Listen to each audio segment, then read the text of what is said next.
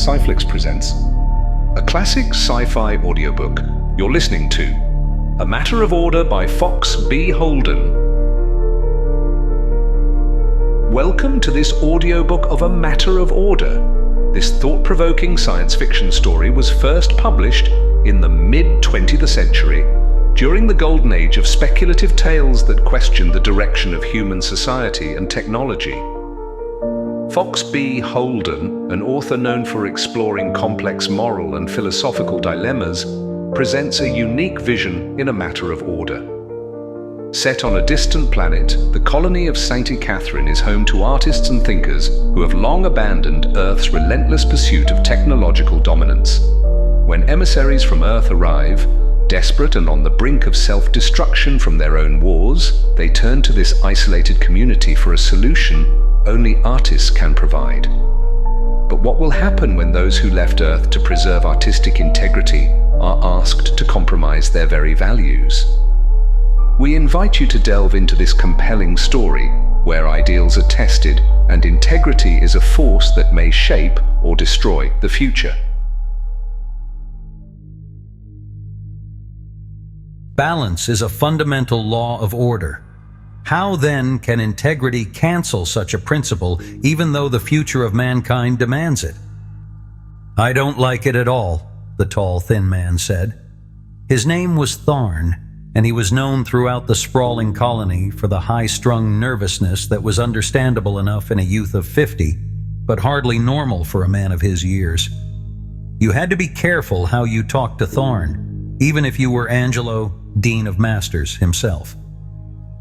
"I don't like it," Tharn reiterated, with another dramatic sweep of his long, bony arm. "One bit, Angelo. Look at them, circling up there." The thin, lined face turned squarely to Angelo's own, and the large, almost protruding black eyes snapped with all the vibrant fire of the fine artistic mind that boiled constantly behind them. Angelo turned his own eyes upward, momentarily following Tharn's still upthrust arm, although he did not need to look again. It was as the second eldest of the colony said, of course. The slender, stylus-shaped object that reflected the golden midday sunlight in splintering shards against the almost cloudless cobalt of the sky still circled. It would land at the edge of the great colony. Angelo knew this. Tharn knew it. The colony knew it. Angelo turned his old eyes back upon Tharn, and the ghost of a smile plucked at his white-bearded lips. Tharn colored, suddenly aware of the incongruous picture he presented. Poised with all the drama of a Mark Antony pleading to the populace to sorrow for a Caesar, while rather mundanely bedecked in his paint-spattered working smock. The high color in his seamed face remained, but he pursued his point as though Angelo had never smiled at all. "They won't be satisfied."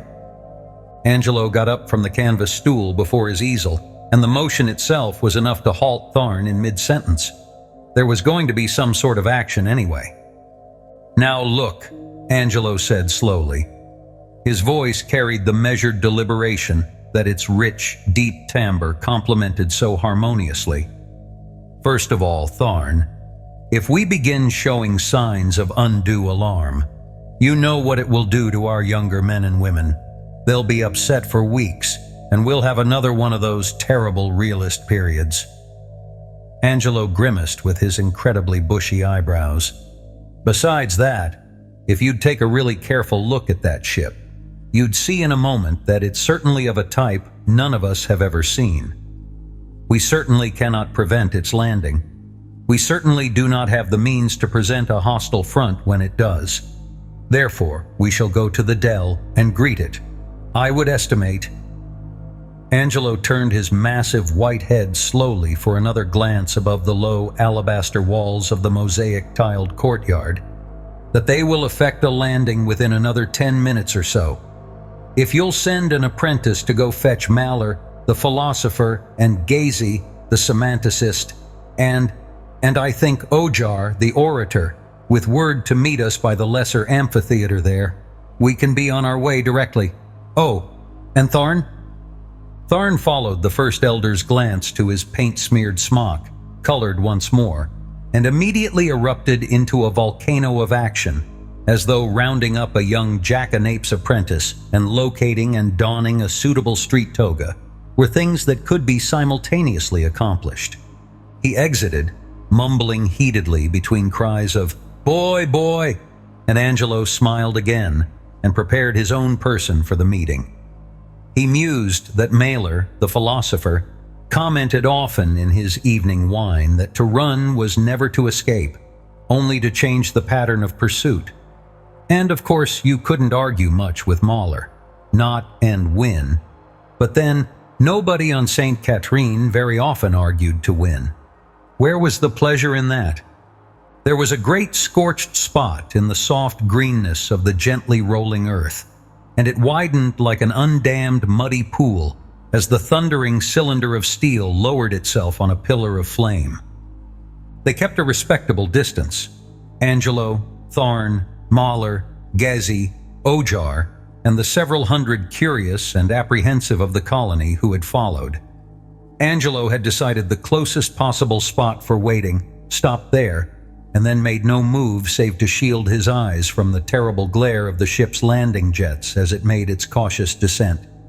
As he had predicted, the chosen landing spot was at the extreme northern edge of the dell near the lesser amphitheater, and they had all just arrived in time. The ship settled, its thunder ceased. Masters, students, and apprentices alike unshielded their eyes, and then all were turned in unbroken silence toward Angelo himself. He was Dean. He could deal with this. Angelo hesitated for perhaps a full minute. In that time he ordered the scene in his mind. The ship from space thrust upward toward the heavens like some weapon of challenge, surrounded by the gentle undulations of the low Renoir range to the far west, the rugged, ice-capped Alps of Cézanne to the south, and further distant still, the low, wind-tossed and wild Van Gogh plain that stretched endlessly to the east and finally to the north, the fertile richness of the valleys of Rembrandt, which reached as far as the eye could see.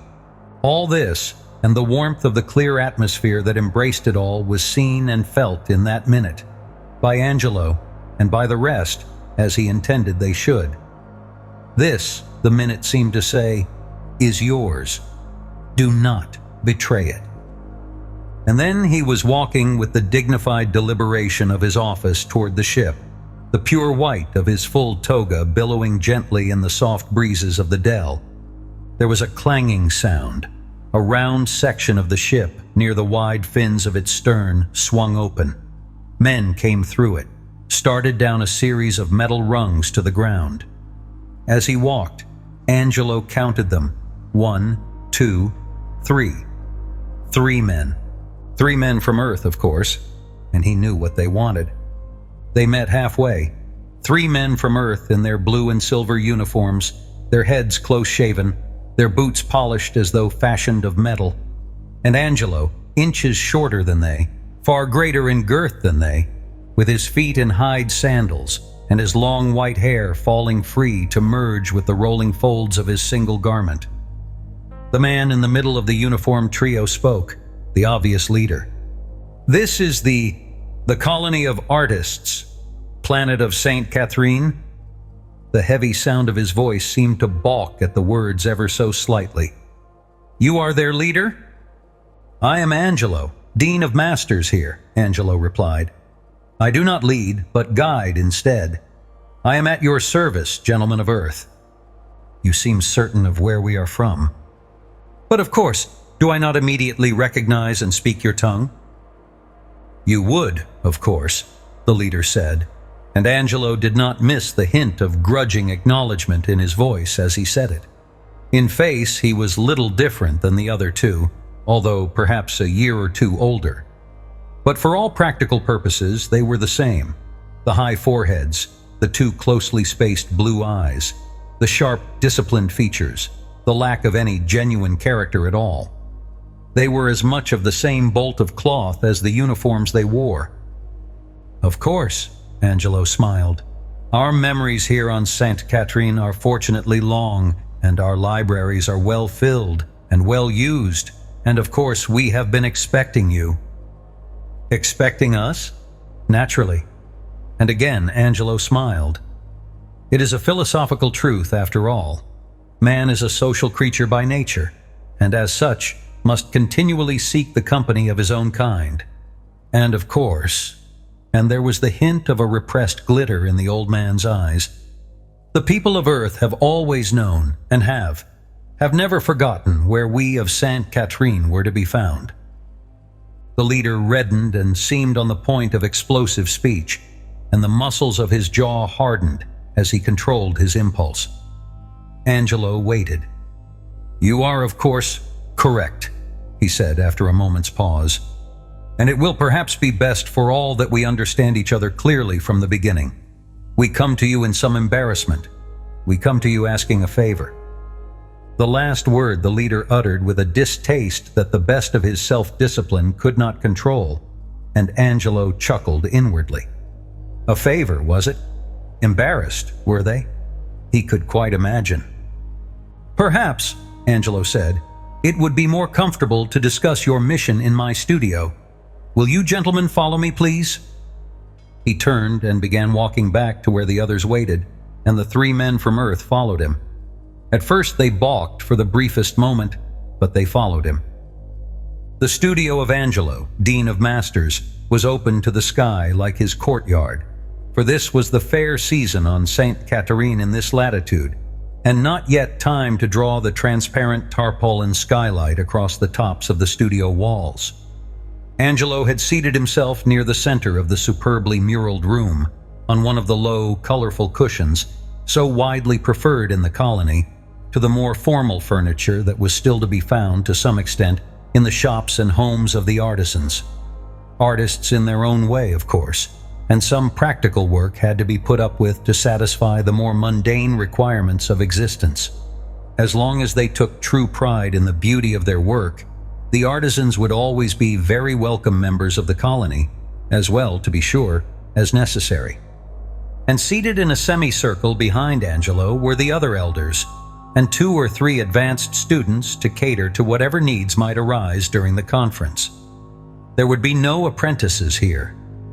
Before Angelo, taking to their cushions rather awkwardly, his beard, fortunately, was of sufficient luxuriance to cloak the tiny smile of satisfaction at his lips, were the 3 Earthmen, their leader, of course, in the center, and facing Angelo directly. "We may begin at any time," Angelo said in his most courtly fashion. Those behind him nodded, Tharn, for once, a little absently, because he had become involved in a rather difficult line sketch on the tablet supplied him for note-taking. He didn't approve of these strangers, but there were more important things than interstellar visitors, especially since they were only Earthmen, and Angelo was insisting on taking full charge. He, Tharn, was through arguing. Walking multiplication tables. Pah! Angelo could have them then. "It is possible you are not aware, here on Sainte Catherine," the leader began with the slightest tinge of sarcasm, "that on Earth there is, at present, a rather regrettable difference of thinking on policy." "Another political slaughter, that is," Angelo countered, not too lightly for the obvious allusion to Sainte Catherine's complete lack of any kind of electrical or electronic communications. "A major war, in other words." The leader flushed slightly. "Well, yes. As a matter of fact, it has gotten somewhat out of control." His teeth were almost clenched as he made the admission, and Angelo easily sensed the pain in the man at having to make it to the artists of Sainte Catherine, of all people in the universe. "Out of control," the leader was continuing, "to the point where, in fact, and according to the unimpeachable findings of our actuarial computers, human life on Earth is threatened with complete extinction." The leader hesitated, interpreted the looks in the eyes of the men whom he faced, and found himself not quite able to meet them with his own. But he continued, best to get it said once and for all. "We are now, of course, well aware that predictions which were once thought the mere rantings of alarmists, religious and philosophical cranks, were tragically accurate. Both sides are perfectly matched from the technological aspect, of course. The so-called secrets of science cannot be kept secret at all, at least not by men. They exist everywhere in the universe, for any man to seek and to exploit as he sees fit. He paused, at last found the temerity to meet the gazes of the others. "Go on," Angelo said. Both sides have come to absolute stalemate, but not, regrettably, the kind of stalemate that means cessation of activity.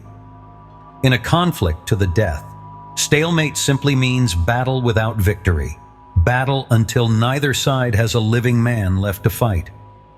So, in short, we are desperate. There must be a victor, or Earth is lost entirely. One more mass strato attack with L-bombs and, well, at any rate, there must, as you can readily understand, be a victor, and soon. Obviously, the others must be defeated. Yes, of course, thought Mailer, the philosopher. It is the others always who must be defeated. "And so we have," the leader was saying, "come to you for help." He stopped speaking then, for a moment, waiting for Angelo's reply. Waiting simply for him to ask, "What kind of help could we artists possibly give you?" Waiting for, and prepared to take unflinchingly, the searing taunt that could not help but be in the question. "You who can fly ships through space, who have at your computer tips the hard-won miracles of science and engineering?" But wordlessly, the leader waited, and in the brief moment before he spoke, the history of it all flashed through Angelo's mind, the history that began with the revolt, 3 centuries ago, with the ancestors of them all on Sainte Catherine, the artists, the philosophers, the writers, the orators, the dramatists, the poets, all of them who had, when at last they could no longer stomach their civilization's arrested adolescence and its refusal to be weaned from its electronic and atomic toys, remembered the first fundamental law of order in art and put it to devastating use. Unity. In unity, they rebelled. They warned, first, in fairness. They took pains to point out carefully that it is a healthy sign for the developing child to become intrigued with movement, sound, and color. That it was normal for a child to spend hours observing, examining, operating, even building a new mechanical toy. But when his new books gathered dust and fell into disuse, when he could quote all of Faraday and none of Swinburne, when this happened, his development as a human being of full depth and breadth was at an end. When he became hypnotized by his toys, when motion and force became an obsession, when the means became an end in itself, when the tool became the raison d'etre rather than the structure it had been fashioned only to help build, then the point of civilization had been hopelessly lost, and thinking men had but one alternative: leave and start over. And so, banded together, they had left. It had not been so difficult. For to the ancestors, a tool was always that, and nothing more. They could not build spaceships, but they could buy them, and so they had. They could not navigate space nor pilot their craft, so they hired the technicians and engineers who could. And when the ancestors had arrived at a planet of their choice, the scientists had been duly proud of their superior accomplishment in being able to find just such a planet, and of course were paid more than the engineers and technicians. The ancestors gave them all sizable bonuses and sent them packing back to Earth, where there were so many fine things to spend their money on. The ancestors had, of course, been called dreamers, ivory towerists, alarmists, fools. They had been called madmen who lived in the unenlightened past, believers in some foolishness called artistic integrity, schizoids who were afraid to face reality. Posh, Polish, and good riddance muttered the sane ones over their charts and oscilloscopes as the last of the ancestors' ships blasted free of Earth. Muttered, of course, because there was, somehow, a vague awareness that the culture vultures hadn't left in fear of the bright, quick machines, but in, well, they said, in disgust. Good riddance to childish rubbish. But now, apparently, The men of Earth had gotten themselves into something so peculiarly impossible that they were desperate enough to face the cutting wit of the fat-bottomed artists on St. Catherine, who wouldn't be able to say, "I told you so," in a straightforward, matter-of-fact way, and let it go at that. Oh no, but it would be better to have their damned articulate tongues tear you apart than an S-field. The moment of reflection was spent, and Angelo asked the question. "And how can we help you?" was all he said. The leader took a deep breath. "One moment," Angelo said as he was about to speak. "Just a word of warning, if you please. If you want anything of us at all, simply state your case in plain language. Don't try to sell us anything. We can beat you roundly at that. And if we agree to your request, you will accept exactly what we give you. Beggars, no matter how expert in some things, are still not in the position of choosers. A matter, after all, of, shall we say, artistic integrity." The leader's eyes flashed. Damn you and your infernal artistic integrity. But it was his mouth which, fortunately for him under the circumstances, did the talking. "Very well. As I said, both sides are in perfect technological and therefore military balance." "Balance is so important," interrupted Angelo. Behind him, Ojar, the orator, was having a difficult time repressing a yelp of pure mirth. It was unfair, of course, to bait these stumble-witted fellows like this, but it was amusing, especially when Angelo did it, who, though a painter, was well up on his wordplay. "Perhaps you have already noticed," Angelo was going on, quite oblivious to the perspiration on the leader's high forehead, and exactly as Ojar had expected, "how well we of St. Catherine observe the fundamental laws of order, the rhythm of our very way of life, for example. But excuse me, you were outlining your request." The leader had reddened helplessly, and his subordinates had both stolen quick glances at him. It was as though images of the man himself, reflected from mirrors at either side, had suddenly taken on a volition of movement of their own. But quite quickly they became well-behaved images again. "Both sides have equally effective weapons and defenses," the leader went on, "and so it has become a disastrous war of attrition. To win, we must have something they do not have, obviously." "To bring your side into dominance, of course," said Angelo sagely. "To prevent your subordination, as it were." Ojar had a sudden violent fit of coughing.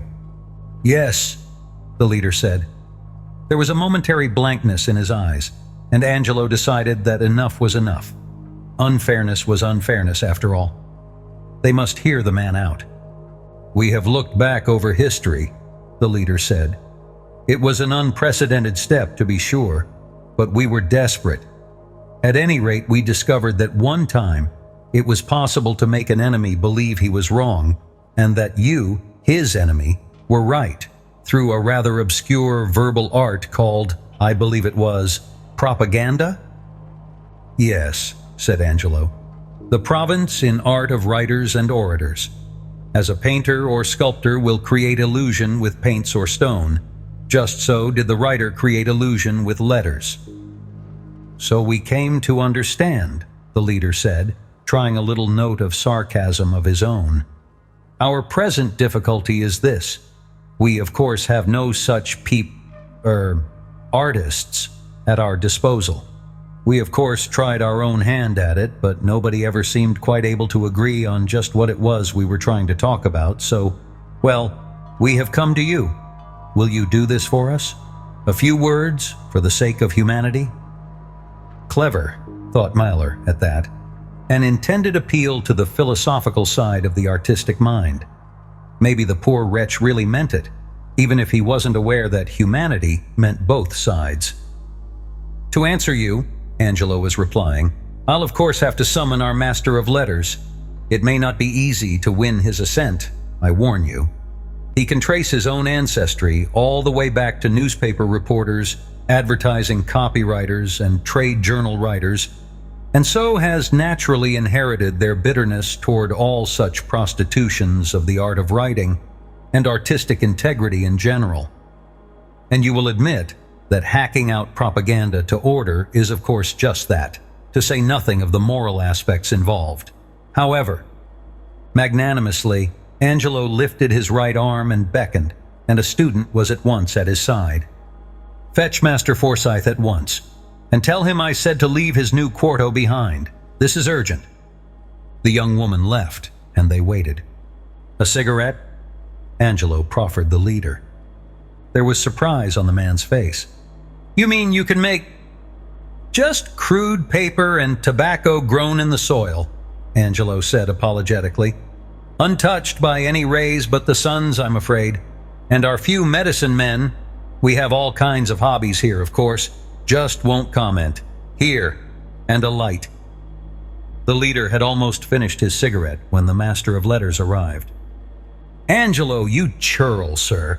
Do you know how long I've been working on that line? You know how difficult it is for me to get a decent trochee when I'm— Oh, company? Capital. Come fill the cup. And in the fire of spring? Please, Forsyth. These men are here on business. They want you to do them a favor." Resignedly, Forsyth kept quiet and listened for good measure. He listened for 10 minutes, and then the leader was finished, and Forsyth said, "A poxont!" "Please, Forsyth." "He's right," came Tharn's voice. "I told you I didn't like it, and I don't, and—" "He doesn't like it?" bellowed Forsyth. "Then by heaven, I'll do it. Teach you, sire, to make charcoal caricatures of me on a day when I'm not lampooning you. Very well, but I don't think I've got too many apprentices that aren't engaged right at the moment. Nonetheless, if—" The leader was beyond control. "Apprentices, did you say?" he croaked hoarsely. "Why, you—" "What in Dante did you think, man-child?" shot back Forsyth. "You don't suppose I'd give you finished creative writers for the job of a trained ape, do you? Some apprentices I've got, and some apprentices you'll get, and only because Dean Angelo here says so." The 3 men from Earth strode with military precision back toward their ship. The leader was in the center, and his subordinates, each with bulging briefcases in both hands, were on either side.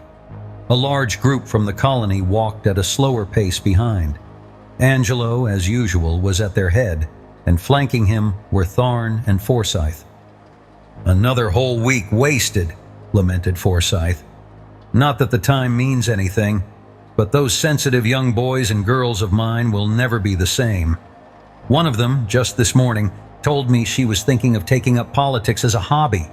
The tortures I go through for you, Angelo." "I still don't like it," Tharn cut him off. "And I don't like them. And Forsyth, I saw what you had your precious little apprentices doing. You had them writing exactly the same tripe they wrote for that other crowd that landed 2 weeks ago.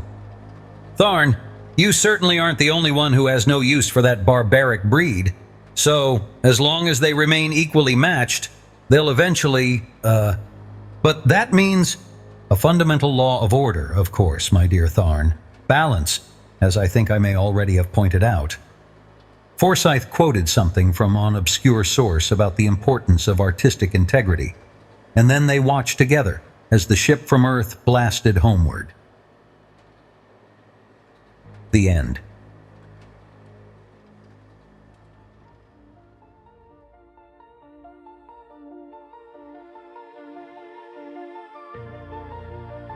Thank you for listening to A Matter of Order by Fox B. Holden.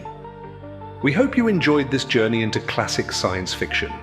If you'd like to explore more timeless stories, be sure to visit our channel, where you'll find a wide selection of audiobooks ranging from science fiction to adventure, non-fiction, documentary, and more. If you enjoyed this audiobook, don't forget to like the video, subscribe to the channel, and leave a comment letting us know which stories you'd like to hear next. Your engagement helps us continue to bring classic literature to life for listeners like you. Visit our channel page to discover more great audiobooks that may pique your interest. Thank you again for listening, and we look forward to having you with us on our next adventure.